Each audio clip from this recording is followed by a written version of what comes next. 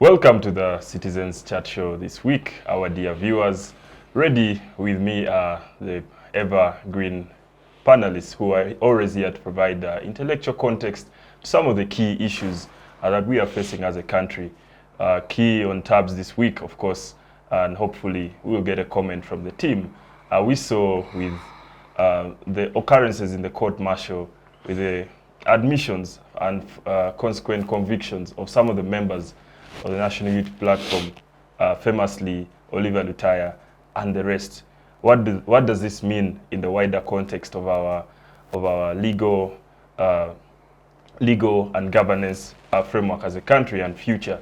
What does this mean for the individuals? We'll be looking forward to hear from our dear guests. We are also having the East African Legislative Assembly sojourning in Uganda for 3 weeks to basically go through a few activities here.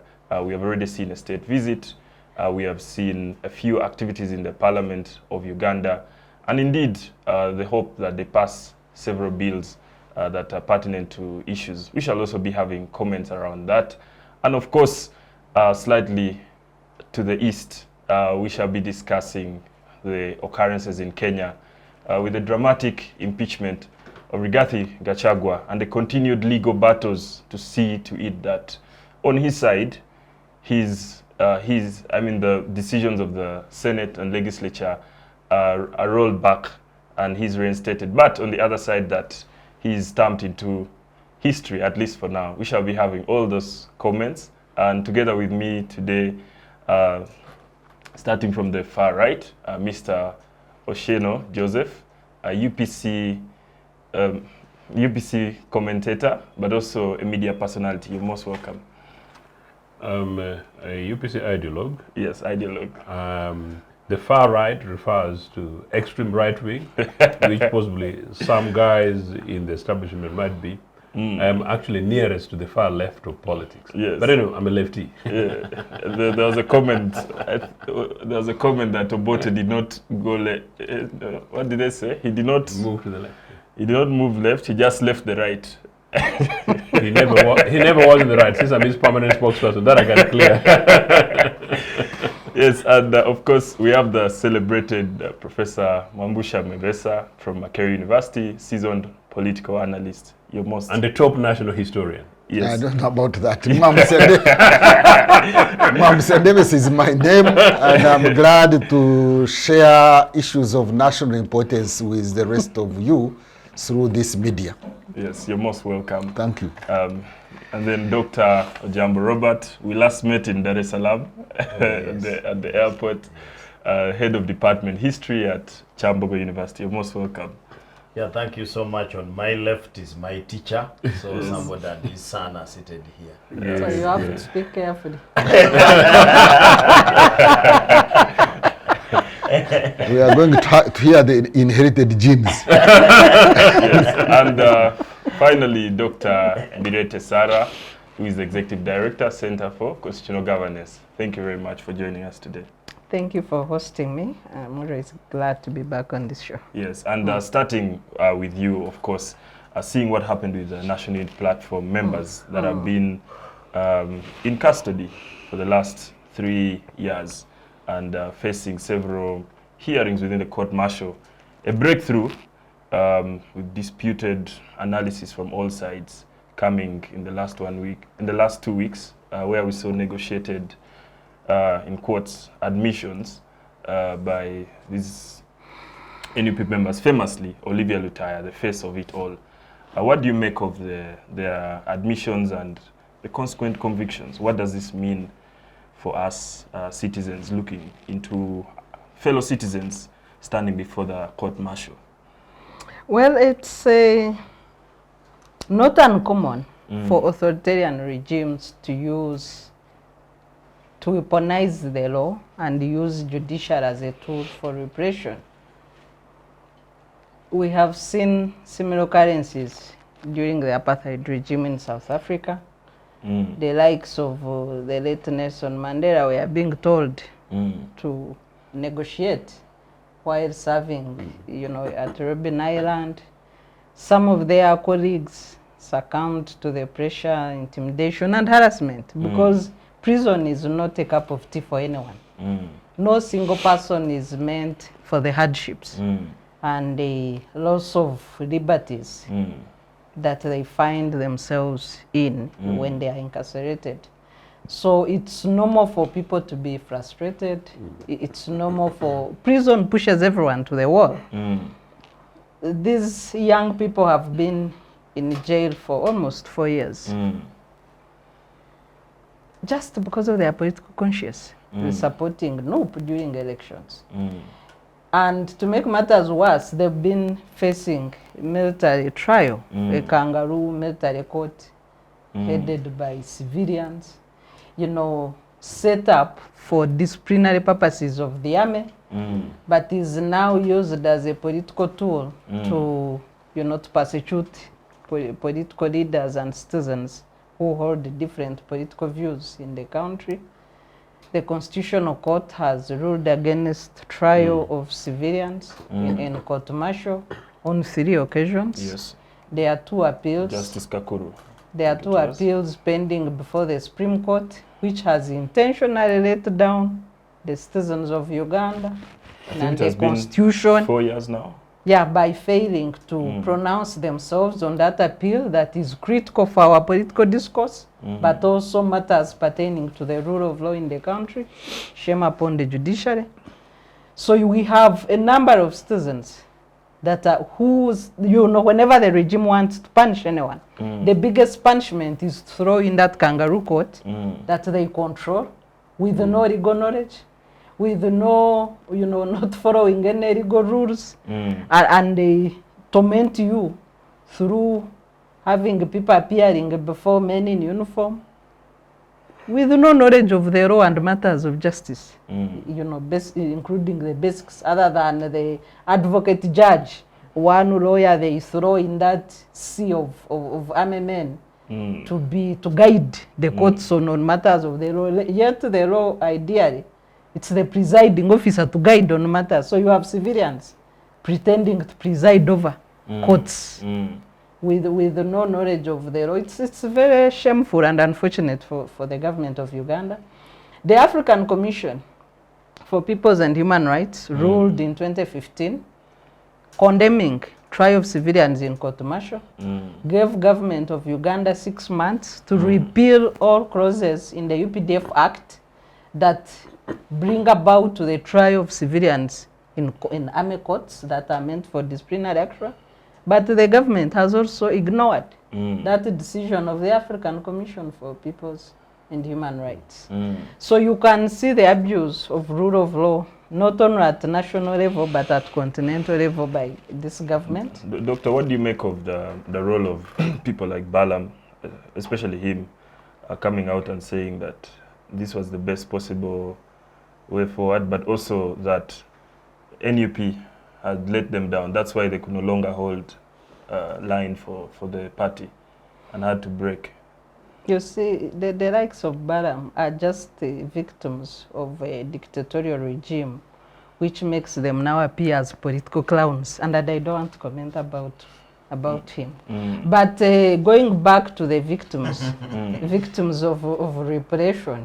So you have people like Olivia Altaya, Yes. with the children at home, I think 2 children that we've seen in the media, that have now been rendered, you know, orphans through this trial, with an elderly mother now taking care of her children, 4 years, a young girl losing her life in jail. So they are ideally pushed against all odds. And then the failure of the state to try them 4 years down the road and then push them into a forceful admission, which can be set aside by civilian courts. And for me, I know they've been sentenced to about 3 months. Yes. Now And 22 days. in jail. For me, my call to these people is that they get out and they sue government and they set aside these false convictions that have far-reaching implications on all their careers for the rest of their lives. Maybe for purposes of the viewers, you could, because most people would think the I mean, it's a way to get out, but help them understand what conviction means. Temporary relief from custody, it's understandable because I've told you it's a tool for repression to break down the spirit of the people fighting for change. So if these people finally get their freedom, they can engage a lawyer to sue, or even public interest lawyers, like Law Society. Law Society should take on government for abuse of all matters justice and natural justice in this case, and seek to acquit these people so that the convictions they've falsely admitted to for the sake of their own freedom is set aside by civilian courts. Yeah, but... Thank you very much. Let's have a comment, Doctor. Yeah, but I want to start from where she has stopped and I go down. I agree with you, but I think you need to go down and read the history of people who have been in that court and who have gone through the same experience. I'll give you a very vivid one of the people who ADF, the ADF Muslim clerics, who got out of amnesty and that self-confession. I was just checking the other day, majority of them have died in very mysterious circumstances. Major Mohammed Chigundu was gunned down in town there. Then there is these sheikhs, Muaya, Sheikh Chiria, Sheikh, they were first connected with ADF and they were in jail, and they went through that same process, and very many others. That is one. But two, I don't think it's a big pity that these young men are going through such a thing. Sarah says they are looking for freedom. It's just temporary freedom. In fact, you need to underline the word temporary. Those people will never be the same. They are not going. You will see very soon they will be moving with the convoys, saying how they now support the government and how they were misled. But down their conscience, it will not be the case. They have been forced to do. They are just going to leave Chitalia, wherever they have been, to be conscripted into NRM and to speak as if they are demigods of the president and something like that. But having said that, the court-martial is a big problem to Uganda, and there must be a huge debate, and that's what I want to urge, like the Uganda Law Society, to bring out such debates. Does the court-martial promote justice or injustice? And if so, why should injustice overrun justice when there is a justice system which has a chief judge and so many honored people, and they are quiet looking at the thing? Because that thing was supposed to be a committee, Zaname committee, as Sarah said, for disciplinary matters of the army officers. Because our courts have capacity to try anybody. If our court systems can be allowed to try former rebel commanders of LRA, I've been seeing them in our justice system. How do you tell me that these ones are so dangerous because they were putting on a beret, army beret, that they cannot be taken to the other thing? And it is really a big problem for our country and for the justice system in our country, that court feels so comfortable, that they are very comfortable to deal with such a thing. And you are court, you are a CJ, Chief Justice of a country. You are presiding over the bench, and you are the president of the bench in the country, and you are associated with the kangaroo-like, in quotes, kangaroo-like court, because where the presiding officer is not a judicial person, and the majority of the people, there is only, as Sarah said, there is only one person to advise, and he uses military orders to sentence people. Like, for example, when these guys agreed, when the 13 agreed that they committed the offense, in the justice system, we use the penal code, isn't it? They read the penal code and they say if you did this, it is amounting to this sentence. Now this man, out of his thinking, I think out of orders, he says because of their remorselessness and since they have been in prison for quite some time, I sentenced them to 3 months and a half. Treason? A treason case, you are sentencing it 3 months and a half is even now worse. I mean, it's lesser than a chicken thief in the village, a person who steals chicken. So it's a real misnomer, and the justice system is on trial, in my view. In Uganda, the justice system is on trial because you can imagine you are a high court judge, or I don't know, after there you appeal to a court of appeal. If You the can appellant, imagine. of course the general court martial has an appellant arm, after which you come to court of appeal. But So that's for soldiers. So you can imagine, you can imagine carrying that file that I call it bogus in quotes to the court of appeal. The thing that does not have any semblance of judicial process. Because for me, really, the first thing is that for us laymen who are not soldiers, when you see that young men have been kidnapped and taken to that court martial, the first thing you say, but really, did these people have bombs? Did they have the things they are talking about? And if they have, why does it take you 4 years without proving that these people, you quote them with the bombs? How does it take you 4 years? Because for those who know military court proceedings, they don't go beyond 1 month. They don't go beyond 1 month. A soldier is presented there. In most cases, they are 1 day. Yeah. 1 day hearing, the other day they sentence you, you march and they either go and shoot you or they go and put you in prison. These days they are not shooting. So me, I think that these young men, I really sympathize with them. They are in a catch-22. Of course, another number has refused. There's a number which has remained there. About 14 of them have refused.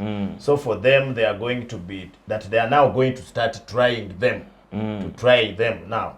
These ones, they have sentenced them.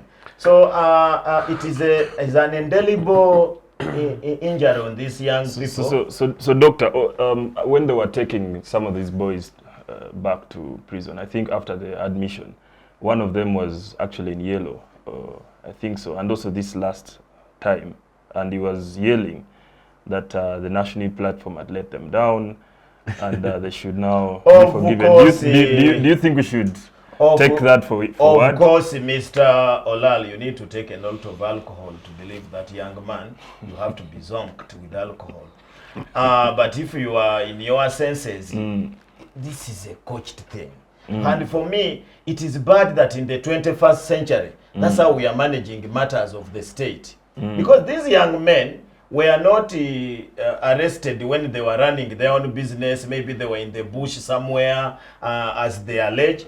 These young men were arrested during a political process. And everybody saw they were picked, some of them from Kalangala, some of them they had gone with the big, some of them from their homes, kidnapped. In fact, they were first reported as people who got lost. And all of them, it was because they were attached to NUP. So you cannot say that today they have run mad and now said that, you see, we were deceived. These were convinced young men who were campaigning. I don't think even some of them had any appointment letter from the leader of the opposition that come and campaign for me. It was their personal conviction. They were convinced. And I'm saying this because 4 years government has failed to produce evidence in their so-called court and convict these people with with evidence. Because you saw, for example, the MPs who were arrested in Masaka over Vijambia. You remember what made Sewanyana and Segirinya to come out was because the witness, the one who was supposed to be a witness, became hostile to the state and went there and said, I was beaten. I was beaten into accepting that I saw these people.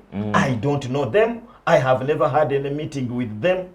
That's why Justice Tweanze now said this is too much. I have nothing to continue keeping these people in court. Of course, there are normally these political opportunists who say, oh, there was a negotiation and what, there might have been negotiation. But even the presiding judge, I saw him, he was disappointed. He said now, if this man is saying that you forced him, and it was before him, he said, me in Vancouver, they beat me up, and that's why I have broken limbs up to today. And the judge said we cannot continue taking these people as suspects when you have this person. Yes, the case can remain, but until you come with evidence, we are not going to keep them in prison. That's why they are out. Thank you very much. So for me, I think if it is in the normal justice system, there is a limit. There is a limit. In fact, these young men, most of them would have gotten bail. Some of them would have even been released.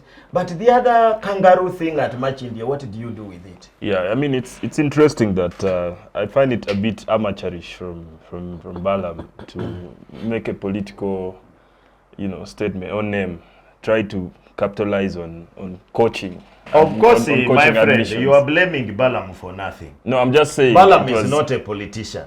Balaam is an events manager who has been conscripted into politics. Yes. I doubt whether he understands any science of politics or any science of state management. So whatever he says, just like you normally consider in your courts there, is coming from a layman who does not know what he's saying. Right. Thank you. Let's have a comment from you, Professor, on this predicament we find ourselves in with citizens in the court-martial, but also, a Chief Justice who stays a case for over 4 years, doesn't pronounce himself.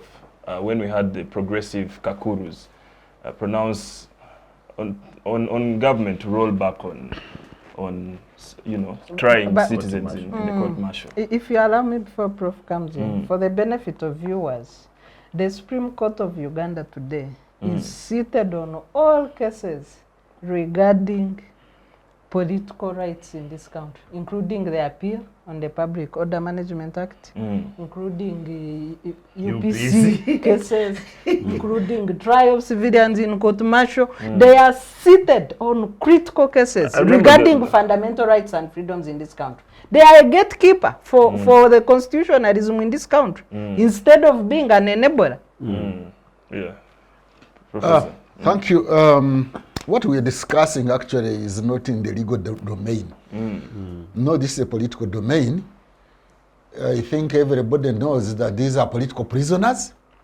It is unfortunate that under fundamental change, we still have cases of political prisoners. And they are being treated the way they are treated. What we are discussing is actually not the legal aspects, but the political aspects of these young people. And combined with what you are asking about the Chief Justice sitting on the political cases, which should have been judged by now, the whole picture that we get is the institutionalizing the judiciary and law, and which leads to actually a mistrust, a trust deficit in the judicial system or the justice system in the country, and this undermines the development of a nation state. Because conflicts are a fact of life. But societies need to find ways and means of mitigating these conflicts so that they don't become violent or destructive. And one way of creating legitimacy and trust in the institutions is for these institutions to work independently. But now we are looking at a situation where the judicial system or the justice system, whether the court-martial, is not independent of the executive and is not impartial, it is partial, and is not mediating conflicts, because the judiciary is supposed to mediate conflicts. Mediate, yes. So, if people lose confidence in the judiciary and have no trust in the judiciary, then that doesn't augur well for conflict management and conflict transformation. You know why partly the Juba peace talks of Joseph Kony failed, among others, was because the Kony group did not trust the judiciary and parliament to mediate conflicts where there is a conflict between the executive and them.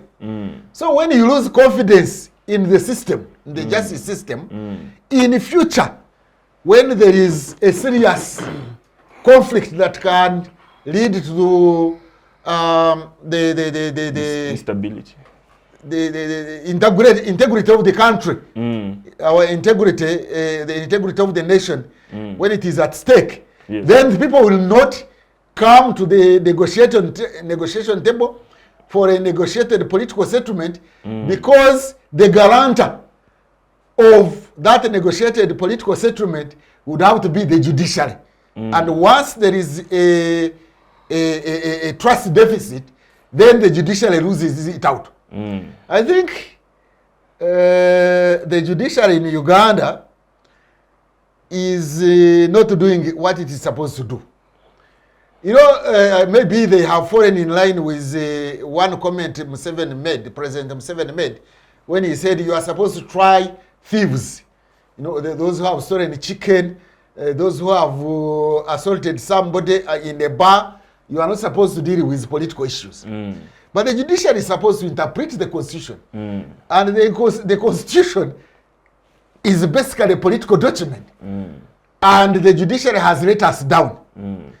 And that is why I said from the beginning that we have deinstitutionalized the justice system. And we have made it informal. We have made it weak. And it has lost trust in the citizens. And once that one is lost and there is a mistrust and a deficit, then the judiciary as an institution ceases to be a mediator of conflicts. Because it's supposed to mediate conflicts, and that is how society grows. And it's supposed to be an independent or autonomous institution. It has lost it out. But I think even outside, Doctor can confirm that even outside political issues, the quality of justice in magistrates' courts is deplorable as it stands. So even the chicken issues and, you know, rape, simple assault cases, as it stands, the standards have really gone low. The standards as technical, that is a different matter. Yes. There could be even technical challenges of the officers presiding over those cases. But here we are talking about political prisoners. For civilization to take place, you know, civilization means getting out of fighting and you become civil. So for civilization to grow, a society must manage conflicts, because conflicts is a fact of life. Now we are failing to build institutions to manage conflicts. Actually, the functioning democracy is one of the indicators of functioning democracy, is to get rid of political prisoners. Those functioning democracies do not have political prisoners in prison. Now in Uganda, we thought we had come up to a level where we are going to get rid of that phenomenon of political prisoners. Now instead, we are increasing these political prisoners. And it is not only injustice in the legal term, but injustice in the social term. You know, some of us who are proponents of justice, we feel very bad when you engage in an exercise that undermines equality of citizens. I dare government to go and arrest Kyagulanyi. Because Kyagulanyi puts on that Bireete, doesn't he? He does every day. He does every day. His MPs put on, they are not arrested. You are arresting these people because they are small people, they are weak, they have no powers, and you arrest them. Why doesn't government go and arrest the chief, the principal, Kyagulanyi? The other day they arrested him in Jinja and Kampala was almost on fire. And because that became political, they fear to arrest Kyagulanyi, and then they go for these weak souls and incarcerate them and make them suffer. To me, that is totally injustice. Social injustice, now forget about social political injustice, forget about the legal justice. Arrest the principles. They are there. They even put them in parliament, and you don't arrest them, and you go for these moral people. Is that really the fundamental change in our political system? Is that being progressive? Because the NRM government talks about being progressives, being on the left, being progressive. Is that being progressive, arresting the vulnerable boys, these ones we see suffering in prison, and you leave out, let them risk now, because the government feels that it is risky to arrest Kyagulanyi, because he has got constituencies behind him. Kyagulanyi has the ghetto people behind him. Kyagulanyi has got the Catholic Church, at least in Buganda. Kyagulanyi has a Buganda constituency. You leave him and then go and torment these poor souls. So that is injustice. But finally, I would like to say that we should put it behind, if we were to progress, we should put it behind this phenomenon of political prisoners. It is an indicator of backwardness in the evolution of society. Yes, thank you very much. Mr. Othieno, your comments. It's really sad that in 2024, in my country, we are discussing the fate of young citizens of my country who have been used, abused, raped, abused, and exploited by a regime that lost elections, failed to go to court. In fact, they lost badly. Which elections? 1980. Okay. Yeah. That's the genesis of this NRA nonsense. Okay. They opted to go to the bush in Luweero. 6 weeks into the new elected government, Museveni went to the bush, allegedly claiming a list of things, series of things that the UPC government would have committed to cause him and others who followed him and whom I condemned massively for creating this mess. They went to Luweero, caused mayhem, caused massacre, broke families, broke communities, caused division, particularly in Buganda and Kampala, in Ankole, went criminally broke into refugee camps, picked up by Rwanda refugees, put them into the army, came back, caused more mayhem, and somehow, of course, they stumbled into government in 1985 with their friends, the Okelos, and of course, they overran the Okelos, and in 1986, they came to power. There is this thing called fundamental change. I'm not saying because Professor referred to it. This is basically the fundamental change. The fundamental change or the one of NRM? I'm saying that's what I'm saying, of the NRA. It's a fundamental change because what is happening in our country under NRA and what has happened in the last 40 years, it has never happened. It couldn't even happen under Idi Amin. In any case, as I said, we knew Amin as a dictator. Amin didn't believe in political pluralism, and he said so. Amin had targeted opponents, picked up, killed many people, exiled many, you know. We knew that. But some of the extremes Museveni and this group have done, his gang have done, including on the coin areas, Amin never did it. Amin never rounded up villages. And I can go on and on and on. So this is NRA proper.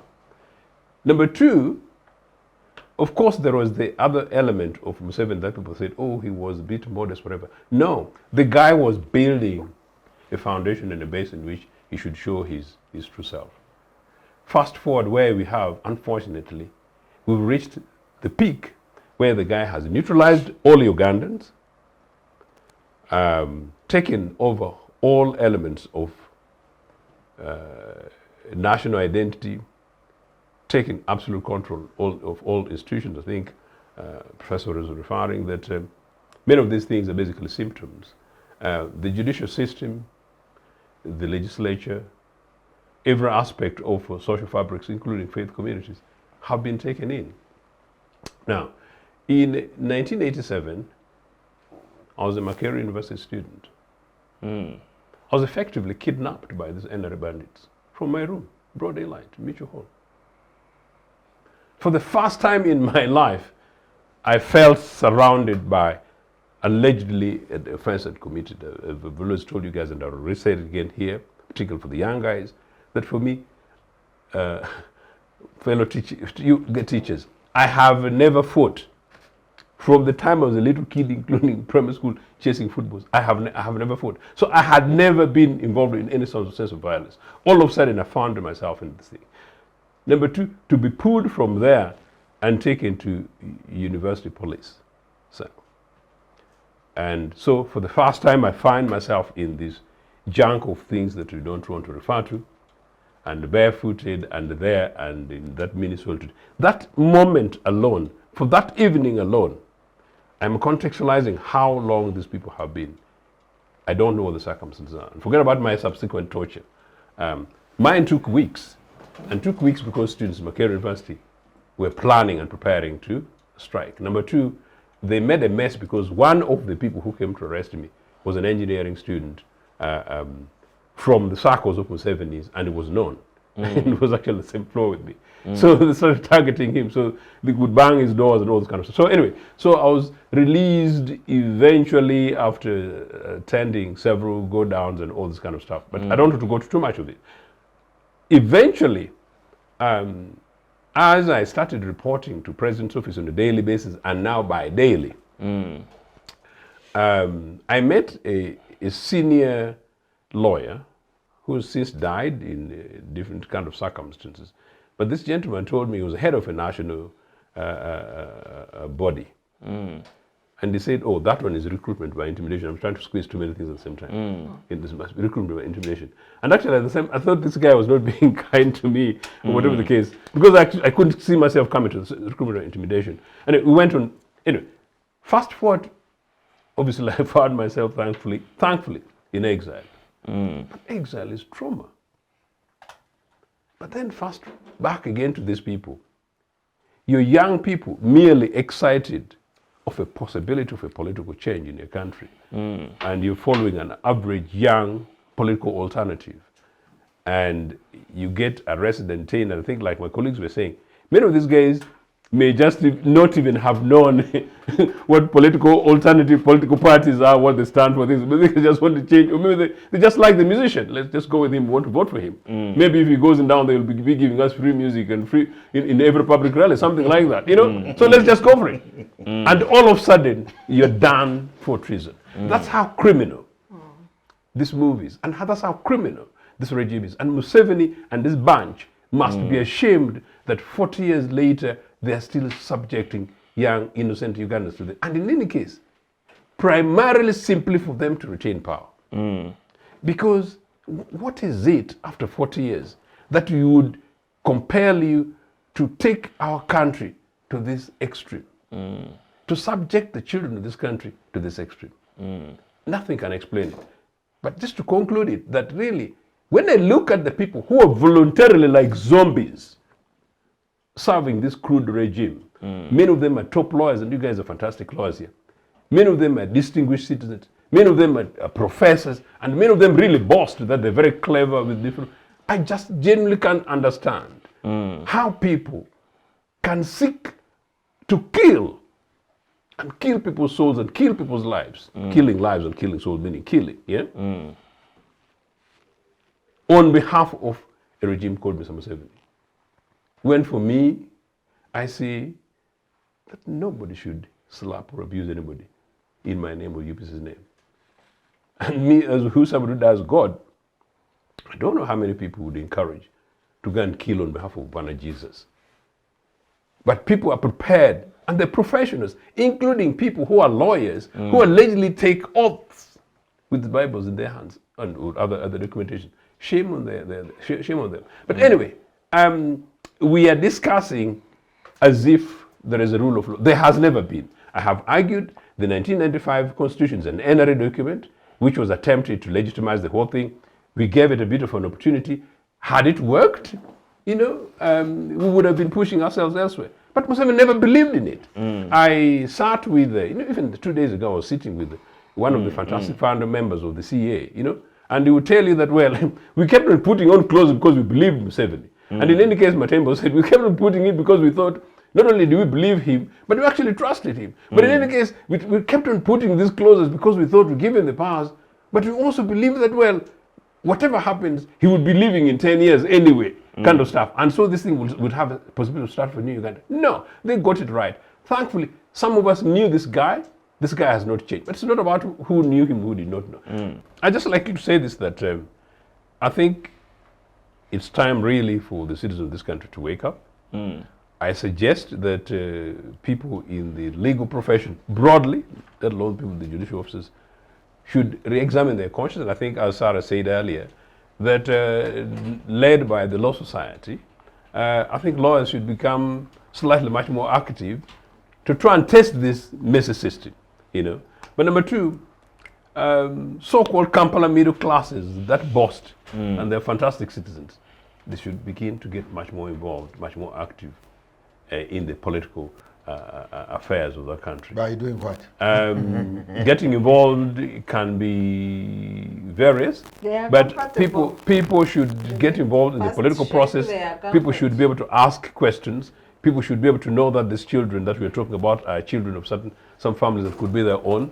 People should be able to join political parties. People should be able to support legal processes that are involved in causing these challenges, and we should support civil society organizations, the likes of the SARAs, including programs like this one. People should be much more interested. I can tell you that the more people actively get involved, including possibly that when Museveni is going to Makerere University to install his dubious friend Crispus Kionga as chancellor to kill my university, possibly some people should walk out with the risk of being dismissed. And in any case, some people should actually also try and heckle. I'm not saying throw stones. Try and say no to meaning, you guys, activism works.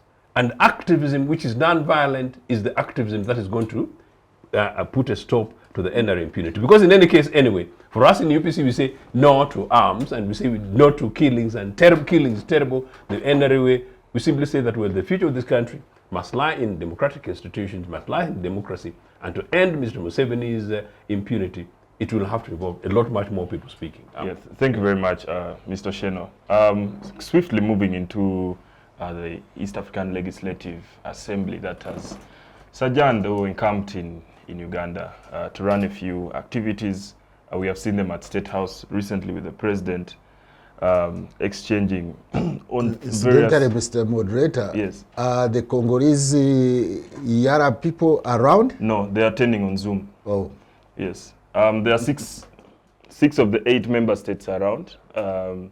With Congo, I think Somalia, they're not ready. They're being elected, and Congo is attending on Zoom. But Uganda, Kenya, South Sudan, Tanzania, Rwanda, and Burundi around. And of course, that the speaker himself being from Burundi. Yeah, they've had a series of activities in the city, including plenary sessions of their 5th assembly. They are looking to pass bills on statistics, finance, pharmacy, female genital mutilation, youth, and investment, among other issues. I would like to start with Dr. Robert on this issue. What is the continued relevance of some of these activities, especially the current one ongoing? What does it represent in terms of the general move towards integration? Yeah, to use his words, progressive society, EALA was a very good thing for not only East Africans, but even Africa and later on the world. When that reconfiguration of what we had as East African community and coming up with the East African Legislative Assembly in the year 2001, there was a lot of looking at their objectives, looking at their mission, looking at everything.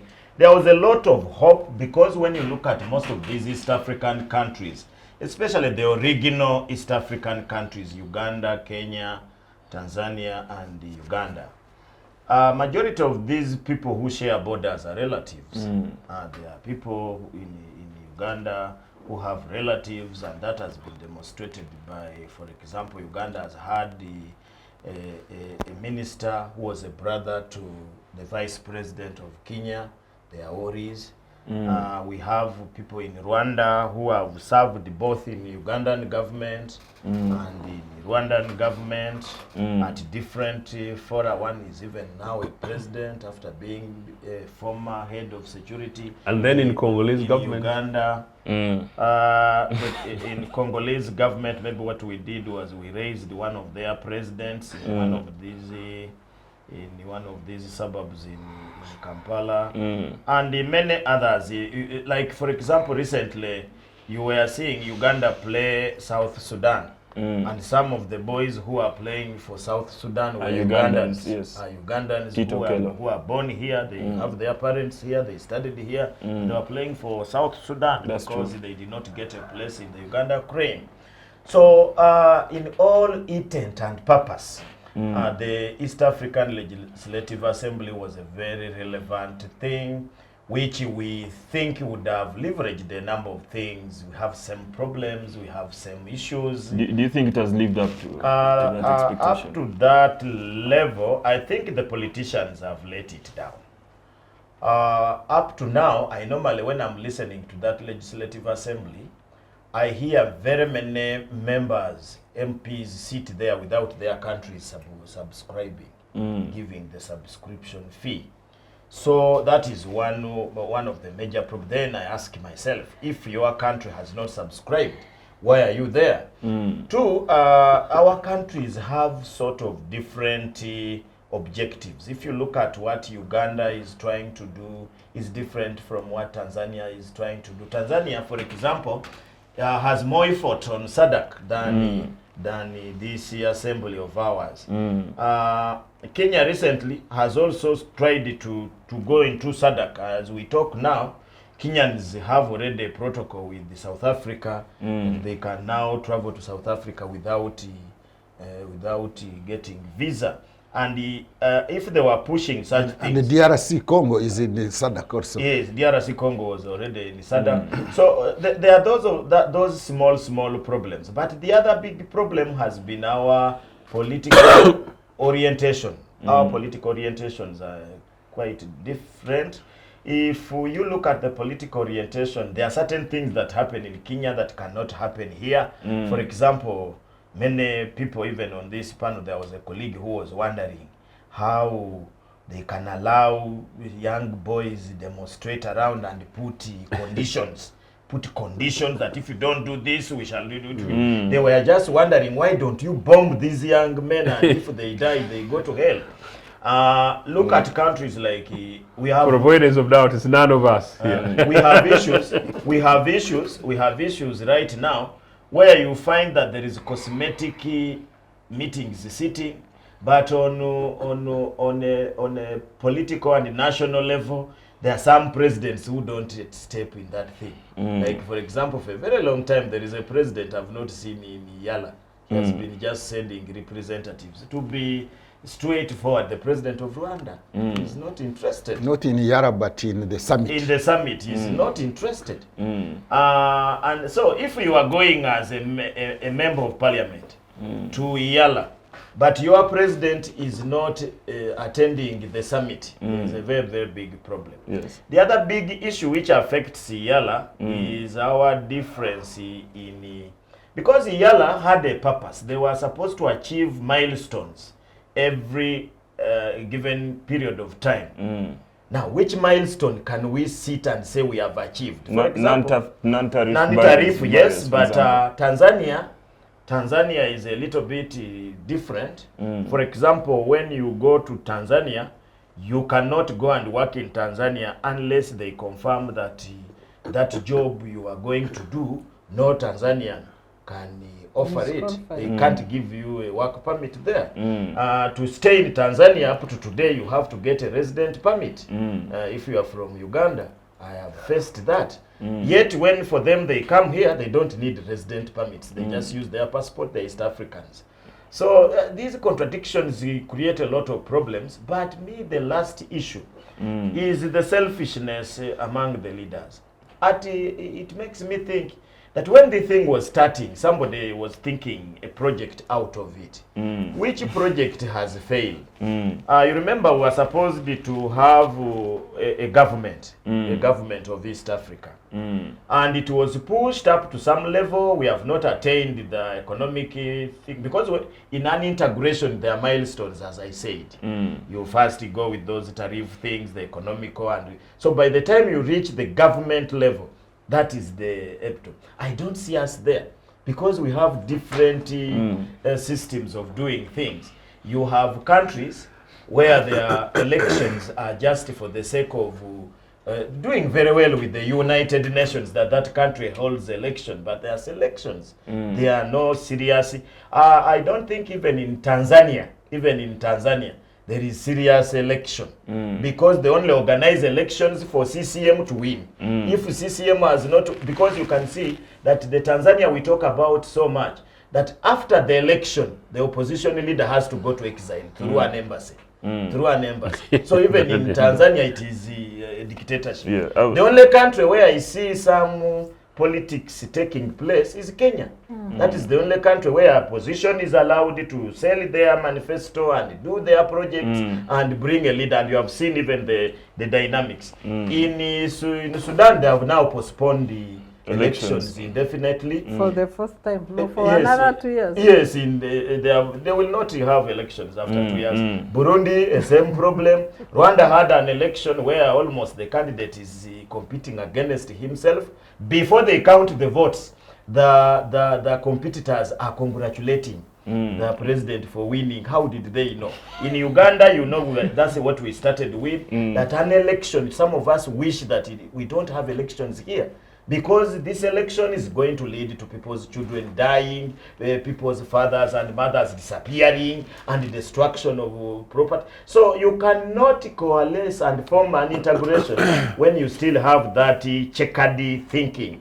So that is one of the problems. But for EALA to sit and now to look at the MPs, but sometimes I sympathize with them. They are like drama actors in the Bakaimbira drama actors. Because they discuss things there. But how can they be implemented? Implemented where? What they discuss, if they came up with the resolution, if they came up with the, because I was looking through, they have formed the acts, they have formed the don't know what, they have formed the consortia, they have something on security. If really, for example, there is war in Congo, what can EALA do and say? Recently, they said they were going to manage peace in Congo. They left unceremoniously. They are now not there. They just left. So I don't see. Thank you very much. Dr. Bireete, your comments on EALA and what it means. I mean, why now, you know, according to doctors' analysis, can't we have this integration moving as progressively? Something that we almost achieved as early as the 60s seems dead at birth in many ways, with some countries, you know, the difference in political systems, some countries preferring other blocks, as has been stated, for example, SADC, etc. Why this predicament with the integration? Well, since the revival of the East African community, it's now 25 years. And there has been progress, especially on the economic integration through the stages of the integration process, the Common Markets Protocol, Customs Union, and you know, those stages. The community seems to be stuck on the monetary union, which I think will take longer than and then the political federation, which is more of a myth. But away from that, EALA has key functions that they are supposed to perform as a legislative body. They are the main legislative functions of making laws, but also oversight, and they promoting peace and unity in the region. And that's the role, the final role that I want to focus my submissions on. President Museveni, in his speech, he called upon EALA to help fast track the integration. And for him, his focus is on the political federation to fulfill his dream of being the first president of East Africa, which I think might never happen. He said Africa, of course, the usual would be good slogans of Africa must unite or perish since the days of Nkrumah, but we are still singing the same. And the question is, what are leaders doing towards meaningful integration? Let's look at the economic. I know that the private sector, the private operators, move ahead of governments. The East Africa Business Council, the integration of some of the organized businesses is really progressing at a very good speed. At a very good speed. But when you come to the double standards of the countries, chasing eggs, chasing broking milk, chicken, you know, those quarrels. And part of the agenda for the EALA sitting in Kampala is to look at that, the implementation of the non-tariff barriers. The countries are going back to sovereignty as compared to, you know, free movement of goods, services, persons, including the challenges we face, like visa issues in South Sudan. They've now removed the money, but what you go through in South Sudan, where I was about 2 months ago, it's a nightmare. You don't even know what South Sudan is doing in the community. I don't know what it is like to be. You don't just go with your passport on. No, you go. But even in Congo, they do not only ask you to pay for the visa going to Congo, you even pay when you are getting out of Congo. I don't know for what. You pay for getting out. Some of these countries, I used to think we are backward, but sometimes you step in a country and you're like, oh my God. The process you go through, you are not told, first of all, what is expected of you as a visitor. Then, yes. So we entered South Sudan. Yes. I think we didn't pay. We didn't pay for the visa. But nobody told us that we are supposed to register. So after spending 2 days, I think I spent 3 days in meetings in total. On exit, you were asked, did you register? If you didn't register, pay $50. Oh. You're like, what kind of thing is that? This register for what? Then the rudimentary way. Oh my God. I think if EALA... On an exercise book? No, let me tell you. To find yourself at Juba Airport, you are better off caught in commotion in Owino. The manner in which you're treated at an airport. You would rather be in a scuffle in Owino market. So, if EALA meant business, these are issues they are supposed to interrogate to pave way for the full implementation of the Common Markets Protocol. But they don't.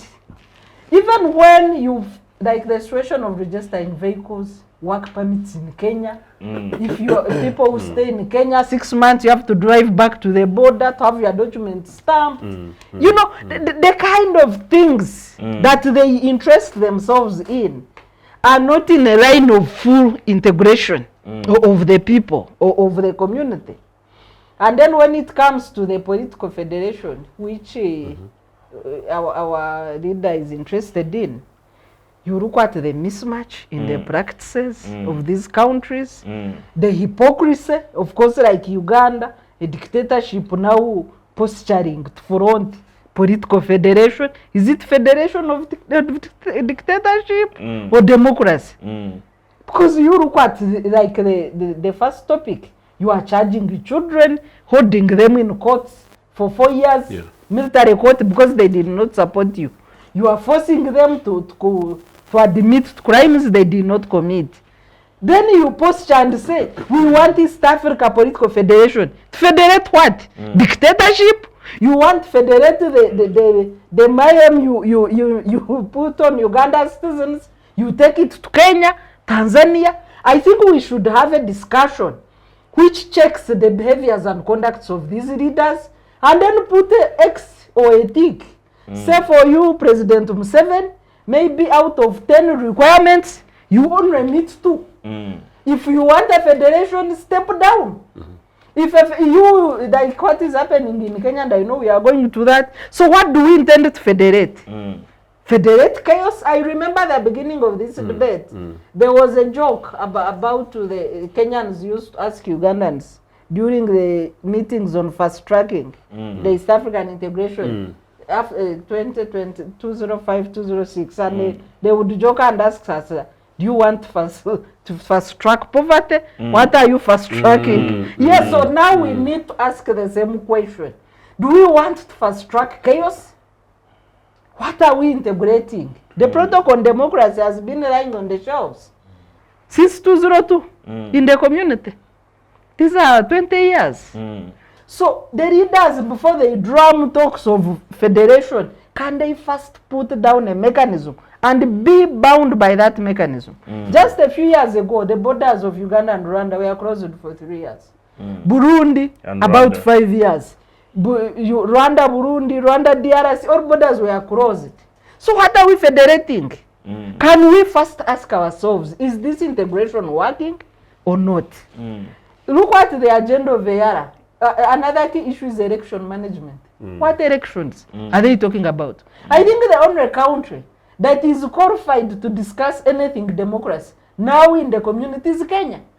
The rest should shut up. What kind of elections are they talking about? Tanzania, they've started abducting and killing opposition. Uganda, you just wait for next year. Internet shutdown, arrest of election observers, arrest of opposition. You know, you beat up candidates on nomination day. What elections are they talking about? Do they even have the capacity to question this conduct of their member states? Or they are just going to discuss hypocrisy, waste taxpayers' money, and then go home? Then another issue, as I conclude, is the representation. Do we really feel represented by these EALA people that are elected by, parliaments who also go through fraudulent elections? What is the connection between the people and the EALA members? Can we take them for adult suffrage like EU? Why are they holding on to that? After 25 years, these members should be elected through adult suffrage like we see in the EU Parliament. Thank you very much. For our dear viewers, we're going to go into a brief break. But when we come back, we'll continue with a discussion on continued relevance of the East African Legislative Assembly, but also the significance of the current sitting in Uganda, where we are currently. We shall also delve into the politics of Kenya, particularly the rapid impeachment of the Deputy President, Rigathi Gachagua. Stick with us. Digital rights are those human rights and legal rights that allow individuals to access, use, create and publish digital media, or to access and use computers, other electronic devices and telecommunication networks. Digital rights include a right to freedom of expression, information and communication through technology, a right to privacy and data protection, a right to credit for personal works, a right to universal and equal digital access, a right to identity, a right to anonymity, a right to be forgotten, and a right for protection of minors, among others. The state's digital rights are frequently violated through various unfair actions, for example, blockage of websites and social networks, theft of credentials, unauthorized use of people's data for personal gain, privacy intrusion, online censorship, arrests and intimidation of online users, internet blockages, and the proliferation of laws and regulations that undermine the potential of technology to drive social, economic, and political development worldwide. It is hence every citizen's responsibility to respect rights of other digital users and to speak out or report to the responsible parties when one's rights are violated. Welcome back from that brief break. We are continuing with our discussions here on the Citizens Chat Show. In the first segment, we ran through different issues, starting with, of course, the conviction and admission by several members of NUP, famously Olivia Lutaya and others, and the impact of that on our nation building, of this collective journey of Uganda. We then delved into East African Legislative Assembly that is sitting here in Kampala, but we also would like to continue to know from Professor Mwambustya and Mr. Othieno, starting with Professor Mwambustya. We had several comments in the first segment from Dr. Ojambo and Bireete regarding the progress of the East African community collectively and some of the challenges and frustrations. What do you make of this progress? Do you think it's a case of progressive realization that, but for our weaknesses, we should continue on this journey, or do you think we are selling hot air or myths? Thank you for that question, but let me first clear this one to the listeners out there, that because EALA, East African Legislative Assembly, has become prominent, at least in terms of being even controversial when there are elections, there might be a perception out there that EALA is equal to East African community. EALA is just the legislative arm, the parliament of East African community. Yes, yes. There are other organs. It was one of the organs. The other organs is a summit, the highest organ, actually decision-making organ is a summit, the meeting of the presidents. But there is what is equivalent to cabinet, which is called the council. So each member state has 2 East African community ministers, and those ones also are supposed to meet. They are the council. So they are the executive arm together with the summit. But we should not forget that there is a judiciary. There is East African community court of justice. And then there is like civil servants, which is also another organ, which is the secretariat, which sits in Arusha. So they have these 5 organs which should be working in tandem in order to push the agenda of East African integration. So after having said that, is that for East African community to be a community, like if we compared a community of people, you must share certain things in common to be called a community.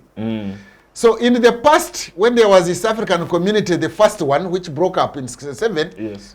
which lasted for only 10 years, between 67 and 77, it had much more impact on the lives of the people. It was felt, and they were connecting with it. Why? There was sharing together of services, East African common services, which had been there even before the East African community during the colonial period, East African Common Services Organization. So during the East African community days, East Africans shared the Uganda Railway, the East African Railways, East African Airways, East African Examinations Council. Actually, I did East African Examinations Council. We were the last one in 79 to do East African Examinations Council exams for HSC. Wow. There was East African University, there was East African Posts, East African Bank, East African this and that. Now, people identified with those shared services. Today, in this revived one, we don't have those shared services.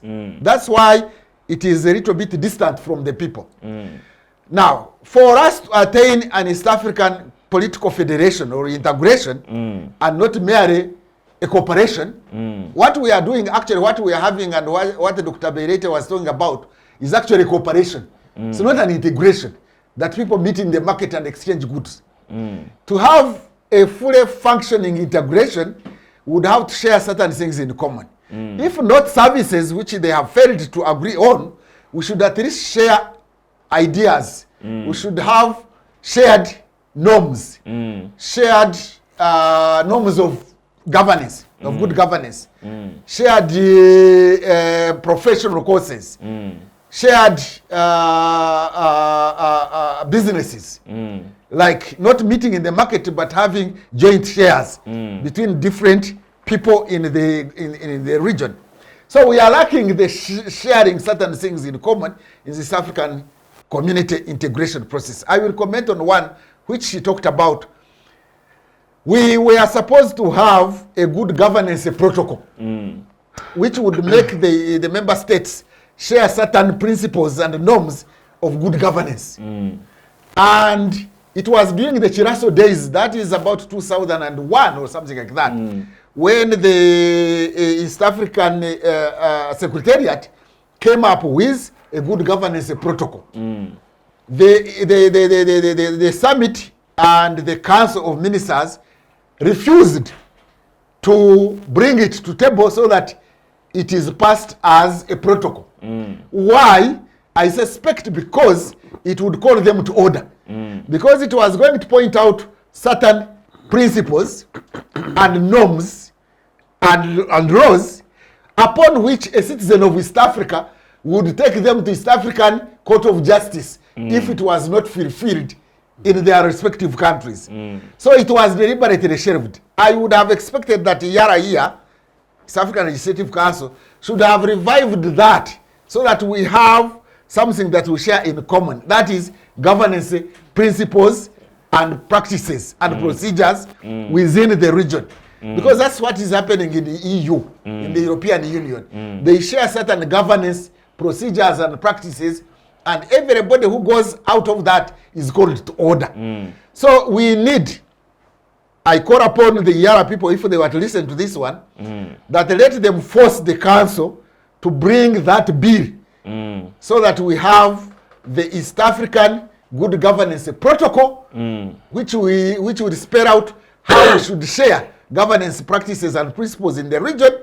So when we have certain shared principles, then that's when we shall be a community, not mere cooperation. What is happening now is opportunism in the so-called East African market. Each country wants, or each business group wants to take advantage of the other's market. And we are not actually following the principles that were spelled out in the Common Market Protocol. Just read the East African of today, the East African newspaper of today.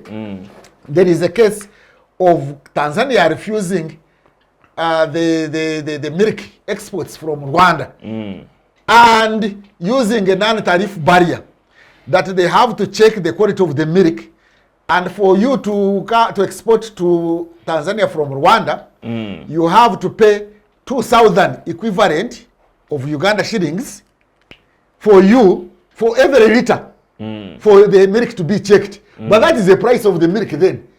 So what milk will you, what profit will you get from that milk if you are saying you are going to pay 2,000 per liter for exporting milk to Tanzania? So they are using different methods.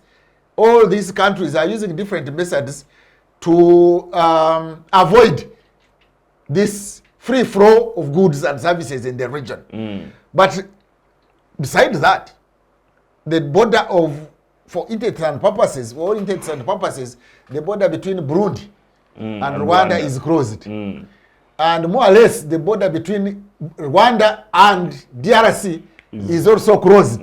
Currently, more or less, yes. More or less, yes. For all intents and purposes. At war. And as we talk now, the Congolese EALA members cannot sit in Kampala and Kigali because they disagree with Uganda and Rwanda. Last time they actually flew to Mombasa when EALA meetings were held here. They flew to Mombasa and listened to the proceedings of EALA in Kampala from Mombasa. Today I think they have remained in Kinshasa. So what kind of integration are we talking about when we cannot agree on simple procedures like having all member states meet? When it comes to the summit, that is the meeting of all heads of state, hardly have we had a full summit where all the heads of state have come together. For one reason or the other, they suspect each other, they abuse each other, and they don't meet together. So unless and until we have what we share in common, are like good governance principles, that's when we shall realize a community. Now, when it comes to dictatorship or authoritarianism or autocracy, it is happening in all these East African countries. Bireete was talking about what kind of authoritarianism are we going to integrate. In the 19th century, there was something called a whole alliance. He's a historian, he knows. A whole alliance of certain states in Europe under Metternich. And some people, actually, I think the British Prime Minister called it an unholy alliance. That alliance is unholy. Yes. So it is not a matter of integrating for the sake of integrating as a fashion. Let's integrate when we have certain common principles of democracy realized in various member states. Otherwise, we might have a scenario where we shall have an unholy integration, integrating autocrats, and who under whose leadership the citizens will not enjoy their liberties and freedoms. So EALA should wake up. But something about EALA, I challenged the Minister of East African Community Affairs, the Minister of State for Uganda. We were last week in Butiama to celebrate Nyerere's day, 25 years after he had died. And I was saying that, do we have cross-country caucuses in Arusha?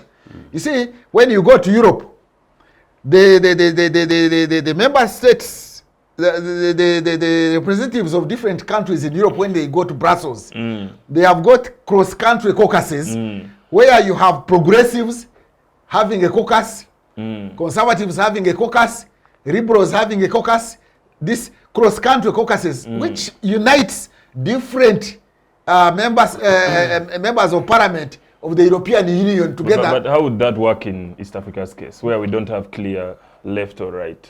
That is a challenge. We don't have a clear political spectrum, and even our representatives have no clear spectrum. So when they go to Arusha, the only caucuses they have is to caucus as coming from the same country. Now, that does not bring about integration. Integration means that you should really come together. Lastly, on a business, on a business, you see, what is happening now is a cooperation, is not integration. That the business people are facilitated to go and meet in the market, and they sell and they maybe cheat each other and go back. A real economic integration would be a scenario where, for example, if we have got the Kenya Commercial Bank here in Uganda, there should be shares by Ugandans and the other way around. In which case, people should meet in boardrooms and discuss a business that is jointly shared. Say a delegation of business people from Congo come and have shares in the steel industry in Uganda, and they meet in the boardrooms and they are discussing the health of their business company. That is when they will be really integrated. Yes. But not meeting in the market and taking advantage of each other, and afterwards they go and tell their nation states to stop the importation of certain goods from different countries. All right. Thank you very much for that in-depth input. We'd like to hear briefly from you as well, Mr. Othieno, before we go into the situation in Kenya. What do you make of the progress of the East African community, and of course the five peripheral organs that make it up in regards to moving towards a federation, as we had perhaps in the 60s? It can't be called progress. What my three colleagues have said, concluding with but it can be called progressive realization. No, it's shambles. It is shambles because I want to tell you, as a treble interested party, we are East Africans, but also as somebody who's a permanent spokesperson of the founding president of the Organization of African Unity and the founding president of the League of Three, founding leaders of the initial East African community. And why I take strong breath with it is because I look at where the African continent is today, and I look at the conversations we're having as part of this African community, and I feel saddened. Earlier, I was about to tell Sarah that maybe as a continent and as a peoples, we are cursed. That's not Now, true. while I sort of reject that, I go back and say, what went wrong? Because the founding parents of the Organization for African Unity were predominantly men at a particular time post-independence who had very limited exposure, very limited foundations on which to build, and in many cases, very hostile environment around them. The globe was rather resisting the independence of Africa. In any case, actually, by the time of founding the Organization of African Unity, the founding leaders were effectively at war, particularly with the Western powers, in seeking to decolonize southern part of our continent predominantly. Same with the question of East African community. But these leaders did think. Leadership, Sarah whispered, if you guys didn't hear, that the problem is leadership, and smart leadership. And like I said earlier, the audience for this program are citizens, and this is Citizens Chat Show, and this is a civic space in which Ugandans and Africans, thankfully, we are watched beyond the boundaries of this continent, this region, need to wake up as Africans. There is something fundamentally going wrong. In the absence of our leadership, we are being shortchanged, and our children's lives and futures are being put at stake. Because as we were discussing here earlier, I think it was during break, the Commonwealth is taking place elsewhere. Countries and nations are growing and they're moving, including 10 little islands that did not exist as nation states a few years ago. They're innovating, they're creating, and we are still closing internet. And we're still discussing, the incarceration of young people as was the beginning of this conversation. So what went wrong? Leadership. Our founding leaders were able to think vision, build foundations, think system. In fact, even some of our amazing lawyers at the time, when I look back at some of the documentations, the languages they were using and the context and depth were fairly deep for the continent. Come back, including to basically merely the nation state of the Republic of Uganda. But let me just go back to the question of the East African community. The three leaders' vision, from 1967, as Prof is saying, within 10 years, we were able to achieve a near full integration. But for the 10 years, notwithstanding actually some of the services, it is because of the manner the leaders were engaging. There was a collision. You felt these guys were brethren. These guys looked and presented themselves as people with one destiny. You felt that they were supported and actually occasionally they would invite the likes of the Kaundas. Of course, they had some of the idealistic kind of interest. They would come and join, and you sense that, well, these guys are pushing this one. In any case, actually, why I started it like that, lest we forget. While the conversation at the OAU in 1963 was big about this one Africa, now the realization that it was not impossible, but it was going to be difficult because of the decolonization process going on, that let's go region by region. So the East African Communities Foundation was a big mission. We knew not only were we founding it to bring ourselves as three mini nation states together, but genuinely as building a foundation to push us towards integration of the whole continent. And so these leaders felt sort of like in a hurry, purposeful. But today, you find leaders who are seemingly without any clue, but in many cases pushing, I think as some of our colleagues said, people interested in being chiefs and chiefdoms and kings of the tiny little East African communities. And many of them boast that they're Pan-Africanists. So it's really sad. I was too with a professor, and we had a fantastic time at Julius Nyere's home last week in Nyere's home in Butiama. And I wanted to comment about some of the experiences en route, but I think I'll leave it for it. Partly, but it's relevant, but partly for that. But then you come back, and as I said, you feel the tiny little anger. That where are we being led to? There is no reason with the foundation of the original 3 member states that we should be having this conversation.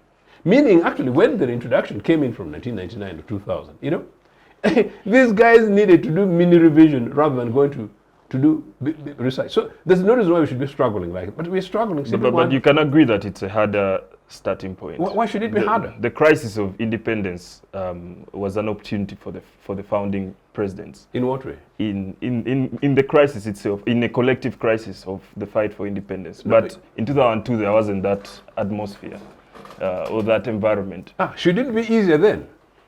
It should be easier for them because they didn't have all these conflicts. By the way, the 67 East African Community was sabotaged deliberately by Western powers. Ted Heath, the British Prime Minister, wrote in 1970 thereabout that, you know, in fact, rather, after the collapse of the community, yes, that had the East African Community, the original three, succeeded, you know, it was going to be difficult for them to penetrate. So this is now the intellectual depth I'm talking about. Yes. So our leaders, and indeed our civil servants, indeed our academicians, our professionals, should think like that the East African community is really not about integration of peoples, but it's about the destiny of an entire peoples called the African personality, further beyond this continent, up and including Brazil. You know, so they need to think deep and work on foundations. So look, that did not apply at the time.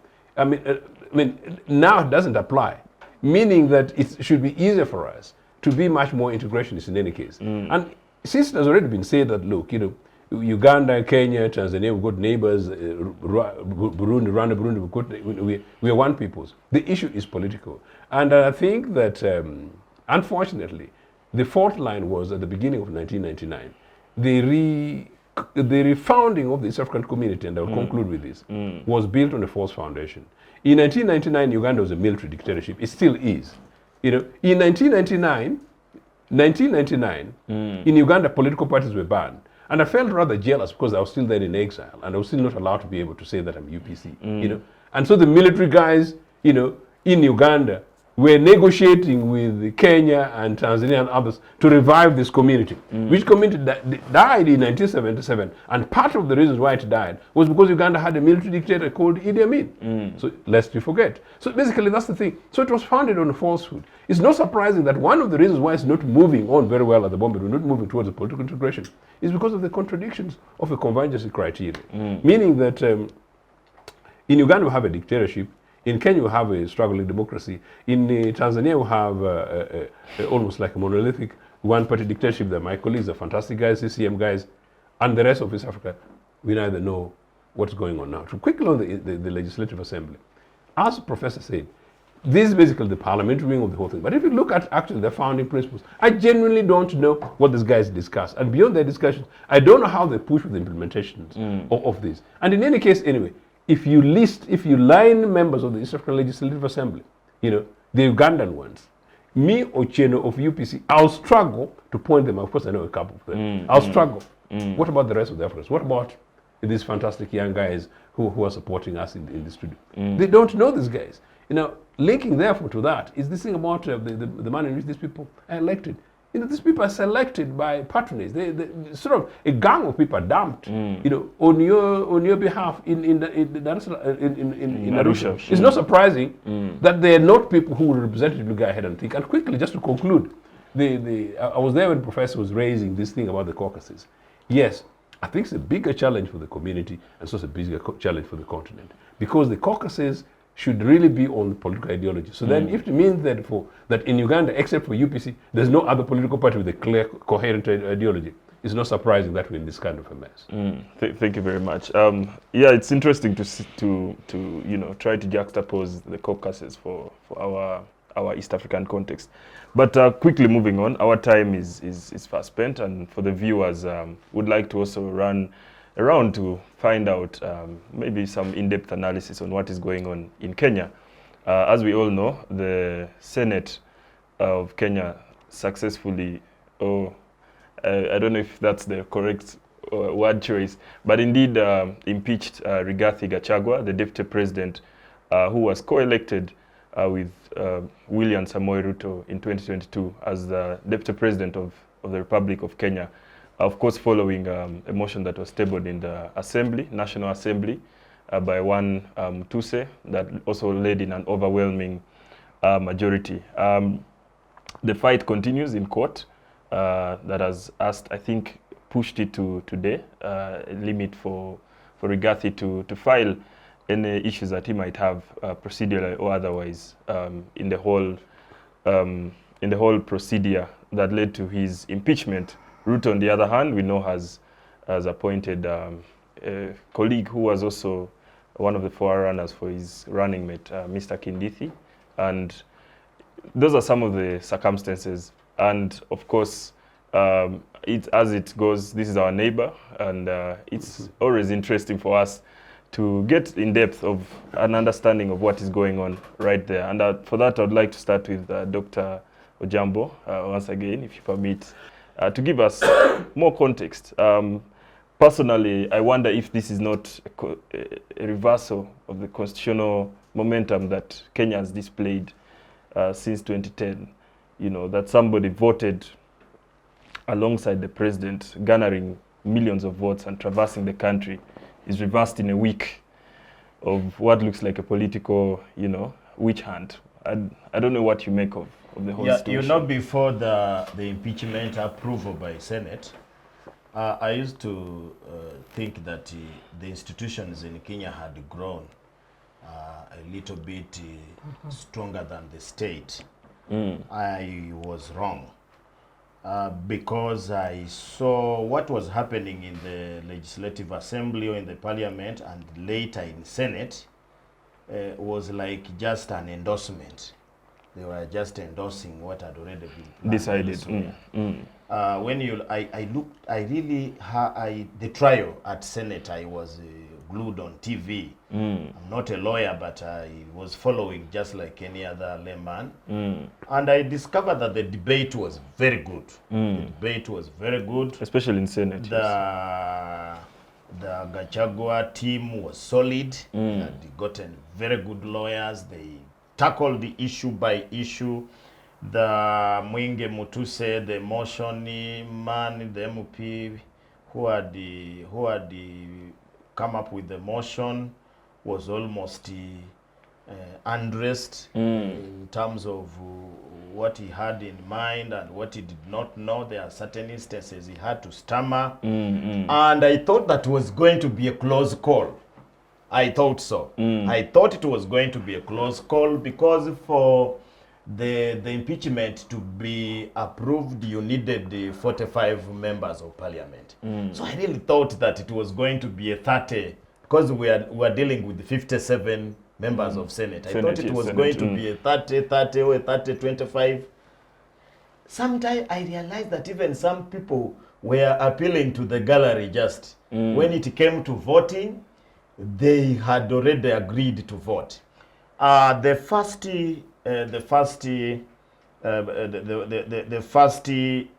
accusation rule, number one, was 53,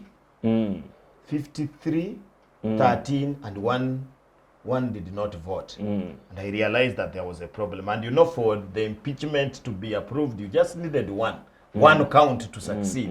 Because you just needed one. I think they moved 5 out of 11. Yes, they just needed one, but that one was very good. Now, to go back a little bit and put this thing in perspective, out of that impeachment, we came to learn that Rigathi Gachagua was not the preferred choice for deputy presidents. When the members of UDA voted, they voted Abraham Kithure Kindiki.